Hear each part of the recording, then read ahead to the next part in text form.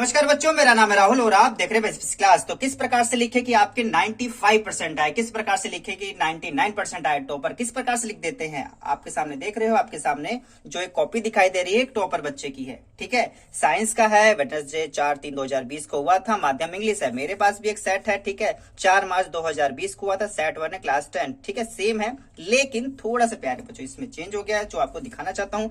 जो कोड है इनका 31-3-3। ठीक है, और जो मेरे पास सेट है कोड है 31-1-1 का है। ठीक है, तो थोड़ा सा मतलब कोड जो मेरे पास एग्जाम पेपर है, ये बोर्ड का पेपर है, वो दूसरे कोड का है, लेकिन दोनों सीबीएसई के ही हैं आपके। तो सीबीएसई घुमा के भी पेपर देती है। ठीक, तो चलिए देखते हैं किस प्रकार से बच्चों का इन्होंने क्या लिख रखा है, किस प्रकार से इनके मार्क्स मिले हैं, किस प्रकार से टॉपर लिखते हैं, वो एक बार चेक कर लेते हैं। देखें कि साइंस, ठीक है, विषय कोड दिखाई दे, थोड़ा सा धुंधला हो गया है प्रिंट आउट निकालने के चक्कर में। ठीक है, यहाँ पे डेट है और यहाँ पे इंग्लिश। किस प्रकार से बच्चे लिखते हैं ये भी देख ले, सब कैपिटल लिख रखा है, तो आप भी इस प्रकार से लिखिएगा। ठीक है, सेट नंबर 3 है इनका, सेट नंबर 3 मिला तो सेट नंबर 3। अगर डाउट हो तो अपने टीचर से जरूर पूछे। ठीक है, उत्तर पुस्तिका संख्या नील, वो मतलब एक्स्ट्रा सीट इन्होंने नहीं ले रखी है। ठीक है, बेंचमार्क विकलांग व्यक्ति नो। ठीक है, इस प्रकार से इन्होंने फ्रंट जो पहला पेज होता है ये सब आपको भरना होता है। ठीक, क्या लेखन लिपिक उपलब्ध कराया गया? नो, मतलब जो विकलांग व्यक्ति होते हैं उनको लिखने के लिए उपलब्ध कराया जाता है, तो ऐसा कुछ नहीं है। ठीक है प्यारे बच्चों, यहाँ पे फ्रंट पहले पेज पे तो ये भरना होता है। तो चलिए देखते हैं। तो दोबारा से बता दो, देखो 4 मार्च इनका भी था, 4 मार्च 2020 को सेम है, लेकिन पोस्ट कोड थोड़ा सा प्यारे बच्चों चेंज है। तो पेज पलटते हैं, तो ये देखो पेज नंबर 3, एक पे तो उधर से पलट गया था, यहाँ पेज नंबर 3 सेक्शन ए। ठीक है, देखो ऑप्शन ABC वाले होते हैं, देखो एक मार्क्स मिले हैं, इन्होंने रफ कर रखा है। तो ठीक है, रफ क्या इन्होंने फ्रूट चला दिया है ताकि पता ना चले। लेकिन आप ध्यान से देखेंगे इधर जो परछाई में अगर आप 1 नंबर देते तो परछाइयों में देखो आ गया है पीछे पलटने के हिसाब से। लेकिन सेक्शन ए देखो, ठीक है, अगर फर्स्ट का ए का सही है तो ए, दूसरे का ऑप्शन सी है तो सी। तो कई बार क्या होता है हम ऑप्शन भी लिख देते हैं। ठीक है, जैसे मैं आपको बताऊं, ठीक है, कई बार क्या होता है, हमने ये क्वेश्चन देख लिया, डी का अगर आपको जो सही लग रहा है डी का ए उतना छोड़ दे हम, लेकिन डी का ए उपभोक्ता भी लिख देंगे तो इसको लिखने में टाइम लगता है प्यारे बच्चों, इसको भी लिखने में टाइम लगता है। तो ऐसा मत करो। देखो टॉपर किस प्रकार से लिखते हैं आपके, पहले का ए कर दिया बस, दूसरे का सी कर दिया बस। ठीक है, और देखो जो लिखने वाला होता है इन्होंने देखो अंडरलाइन कर रखी है, शोइंग ऑफ इलेक्ट्रॉन इन्होंने। ठीक, covalent bonds are formed by the showing of electrons between 2 atoms. ठीक है, लेकिन जो इनको पॉइंट इंपॉर्टेंट लगा उन्होंने देखो अंडरलाइन कर रखी है, ब्लैक पेन से अंडरलाइन कर रखी है। तो ये भी आप अपने क्वेश्चन में कर सकते हैं, जो आपको इंपॉर्टेंट लगे उसको अंडरलाइन कर दीजिए। क्वेश्चन नंबर 4 देखो, क्वेश्चन नंबर 4 का क्या था, a new cell is added. जो लाइन इनको इंपॉर्टेंट लगी उन्होंने इसको अंडरलाइन कर दिया। क्वेश्चन नंबर 5 देखेंगे, 5 का सी 2 एम्पियर और 6 का ए 2 ओम। तो इन्होंने ज्यादा नहीं लिखा है, ऑप्शन वाले हैं तो चुपचाप ऑप्शन को ही उठा के रख दिया है। ठीक है, तो चलिए और आगे आते हैं। पेज नंबर 3 के बाद पेज नंबर 4 देखो, ये हमारा क्वेश्चन नंबर यहाँ पे समाप्त हुआ था 5, 6 के बाद क्वेश्चन नंबर 7 आ रहा है। अब ये देखोगे इन्होंने देखो सील लगा रखा था 2020 वाला। ठीक है, तो जो बच्चों को कॉपी मिलती है ना उसमें सील लगी हुई होती है। ठीक है, सील तोड़ना होता है ताकि कोई किसी को भी जल्दी और बाद में लिखने का मौका ना मिले। ठीक है, सबको टाइम से खोले, इस वजह से सील लगा देते हैं, जबकि आपके नॉर्मल एग्जाम में ऐसा नहीं होता। ठीक, देखो मैं बता रहा था को इन्होंने फ्लूट चला रखा है, फ्लूट चला रखा है, फ्लूट चला रखा है, लेकिन वही बात है जब भी कोई भी चीज हम देखो हम अगर ऐसे खींचते हैं तो पीछे तो इसको दिखाई देता है ना, पीछे यहाँ देखो दिखाई देता है, तो वहीं पे लेकिन यहाँ देख सकते हो यहाँ पे एक नंबर 4 नंबर आराम से मिल रखे हैं। ये आपके 4 नंबर वाला होगा, मे भी हो सकता है, क्योंकि हो सकता है पेज आगे पीछे हो, लेकिन देख रखे नंबर इन्होंने हाइड कर रखे हैं। और प्यारे बच्चों देखो राइटिंग फोकस देख रहे हो आप, 7 का A, scattering of light is not enough at such heights. 8वें का D, A B and C. 9th का C, formation of crystals by process of crystallization. ठीक है, तो 10 का बी, 10 का सी। ठीक है, 12, 13। ठीक है, इस प्रकार से लिख दिया। अब आते हैं नेक्स्ट। अब ये देखो इन्होंने सॉल्व कर रखा है क्वेश्चन नंबर बी। ठीक है, कौन से का है, 13वें का।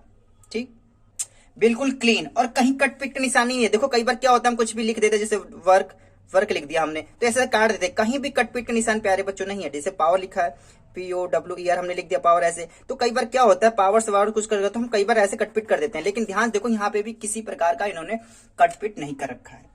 ठीक है, पसीने इतने हो रहे हैं कि कॉपी इनकी गीली हो गई। ठीक है, तो नेक्स्ट पेज, और ये देखो, ठीक है, क्वेश्चन नंबर 14 का ए बी सी डी, ठीक है। और लो, मैं कटिंग की बात कर रहा था, देखो यहाँ देखो, यहाँ देखो थोड़ा सा कट हुआ, कट में देखो रेड्यूस, REDUSE, तो REDUCE होना चाहिए। तो थोड़ा देखो इन्होंने सही किया था, लेकिन करने के चक्कर में एक सिंपली एक लाइन खींची, बस ऊपर से दोबारा से लिख दिया रेड्यूस, ठीक है।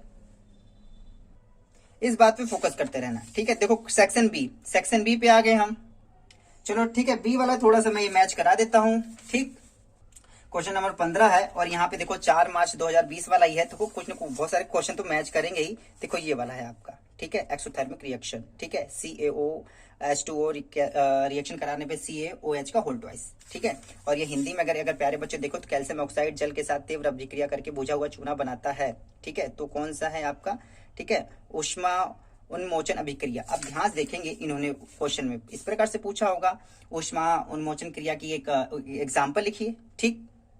और क्वेश्चन नंबर 5 का दूसरा देखेंगे, डबल डिस्प्लेसमेंट रिएक्शन, मतलब द्विविस्थापन अभिक्रिया, ठीक है।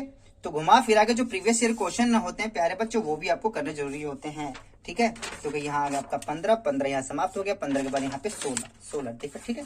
16 क्वेश्चन नंबर देख सकते हैं यहाँ पे। डाइवराइन त्रिक वाला आ गया, लीना के, ठीक है।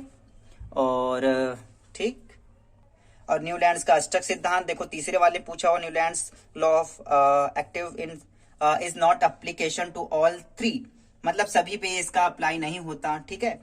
तो घुमा फिरा के ये कहने का मतलब जो प्रीवियस क्वेश्चन आंसर होते हैं उनको भी रिपीट कर लीजिए, और देखो किस प्रकार से बच्चे लिखते हैं साफ सुथरा, वो भी ध्यान दीजिए। क्वेश्चन नंबर 17 का 1 2 3, ठीक है। यही ये नहीं, कई बार क्या होता है हम लिख देते हैं क्वेश्चन नंबर 17 का आंसर का फर्स्ट का यहाँ लिखते हैं, इतना क्यों, ठीक है।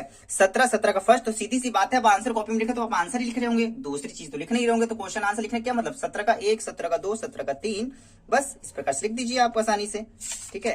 यहाँ पे हो जाता है। अब ये देखो ये रहा, ठीक है, क्वेश्चन नंबर 20। तो ध्यान से देखेंगे तो थोड़ा सा साइज का मिलता जुलता बना दो, क्योंकि थोड़ा सा डिफरेंट तो प्यारे बच्चों रहता ही है, ठीक है। देखो ये रहा 12वां, यहाँ देख रहे हो, उस पादप का नाम लिखिए जो उसका मेंडल ने प्रयोग किया था। चलो ये तो बात की बात है। जब उन्होंने लंबे और बौने पौधे का संकरण कराया तो F1 F2 पीढ़ियों में संततियों के कौन से प्रकार प्राप्त हुए, F2 पीढ़ी में उन्हें प्राप्त पौधे के अनुपात लिखिए, ठीक है। क्वेश्चन इस प्रकार से हो सकता है इंग्लिश का, name the plants Mendel used for his experiment, what type of the progeny was obtained by the Mendel in F1 and F2, ठीक है, जनरेशन, ठीक है। घुमा फिरा कहने का मतलब है, तो किस प्रकार देखो उन्होंने चार्ट काफी अच्छा बना रखा है, इन्होंने रेशियो भी यहाँ निकाले 3:1, जैसे आप देख ही सकते हैं। इन्होंने जीजी ले रखा है, आप टी और कैप स्मॉल टी भी लिख सकते हैं, तो कोई दिक्कत की बात नहीं है। F1 जनरेशन F2 जनरेशन यहाँ पे साफ सुथरा लिख रखा है, ठीक है। और देखो कंक्लूजन देखो यहाँ पे लिख रखा है 1 2 3 करके, ठीक है। Ratio of G, capital G मतलब स्मॉल जी भी आप रखते हैं जी, 1:2 का है। जो भी क्वेश्चन पूछा था, काफी इंपॉर्टेंट क्वेश्चन है प्यारे बच्चों, 3 नंबर का, हम 3 नंबर दे देते हैं यहाँ पे, नहीं चलो देखो इन्होंने नंबर काट रखे हैं। तो चलिए आगे चलते हैं, और ये देखिए ये थोड़ा सा हेक्सागोन 6 बेंजीन 6 C6H12, नहीं साइक्लोहेक्सेन, ठीक है। और यहाँ देखो एथेनॉल के बारे में लिख रखा है, ठीक है। एथेनॉल वाला है आपका, ethanol behave like an acid and as it react with a metal to give a salt and hydrogen, ठीक है। बाकी चीजें और नीचे आते हैं पॉइंट नंबर सी में देखा, देखो साइक्लोहेक्सेन C6H12, ठीक है। C6H12 कितने शानदार तरीके से प्यारे बच्चों बना रखा है, आपको भी प्रैक्टिस कर लेनी चाहिए C6H12 की, ठीक है। तो यहाँ पे देखते हैं नीचे क्या है, द कंपाउंड ऑफ एथेनॉल, अच्छा मतलब क्वेश्चन पूछा हुआ आंसर है जस्ट कंपाउंड ऑफ एथेनॉल। यहाँ सेक्शन अब समाप्त हो जाता है, और देखो सेक्शन बी समाप्त, सेक्शन सी, यहाँ देखो सोप एंड डिटर्जेंट में डिफरेंट, साबुन और अपमार्जक में अंतर बताना था यहाँ पे। तो मेरे ख्याल से अब की बार ये आपके सिलेबस में नहीं है प्यारे बच्चों, ठीक है। तो सिलेबस के अकॉर्डिंग अपनी थोड़ी सी तैयारी कर लेना, और हाँ यहाँ पे समाप्त हो जाता है। तो उम्मीद है चीजें आपको समझ में आएंगी कि जो टॉपर प्यारे बच्चे होते हैं वो किस प्रकार से लिख देते हैं, किस प्रकार से जो उनके मास्टर होते हैं बिल्कुल खुश हो जाते हैं। मुझे लेकिन एक बात से तकलीफ है, ये पता नहीं क्यों इंग्लिश मीडियम प्यारे बच्चों से इतना प्यार करते हैं कि हिंदी मीडियम बच्चों के लिए ऐसा कुछ देते ही नहीं है। उनके लिए भी देना चाहिए, जब देखो तब इंग्लिश मीडियम वाले बच्चों का चेप देंगे हैं, लेकिन हिंदी मीडियम वाले बच्चों कोई ध्यान नहीं रखता, ठीक है। मेरे पास 2019 का भी बोर्ड का पेपर है प्यारे बच्चों, 2020 का भी है, ठीक है। देख सकते हैं 2020 वाला तो सेम टू सेम मिल ही रहा है, बस डिफरेंट है तो यहाँ पे पोस्ट कोड का, ठीक है, 31/3/3 31/1/1, ठीक है। और बाकी तो ये भी नहीं है। सीरीज अगर दिखाते तो सीरीज भी पता चलता है, सीरीज में छाप नहीं रखी। ठीक है। और हाँ, साइंस का अगर आपको सिलेबस देखना है हिंदी मीडियम के प्यारे बच्चों जरूर देख लेना। ठीक है।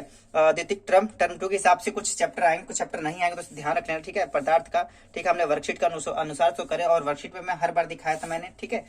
तो यहाँ देख लेना। ठीक है। और मैं टर्म 2 का जो लिंक है मैं नीचे भी दे दूंगा, वहां जाके देख सकते हैं कि आपके सेकंड टर्म में किस किस प्रकार के आएंगे। ठीक है। देखो ये रहा जो हमने क्वेश्चन दिखाया था, आनुवांशिकता, मेंडल का योगदान, लक्षण आनुवांशिकता के नियम। ठीक है। लिंग निर्धारण वाला जरूर देख लेना अब की बार। और ये देखो क्या, ये डायबनाट्रिक वाला देखो, इस वाले में भी आया था। न्यूलैंड्स का अष्टक सिद्धांत, इस वाले में हमने देखा था अभी। ठीक है। बहुत सारी चीजें दिख गई थी।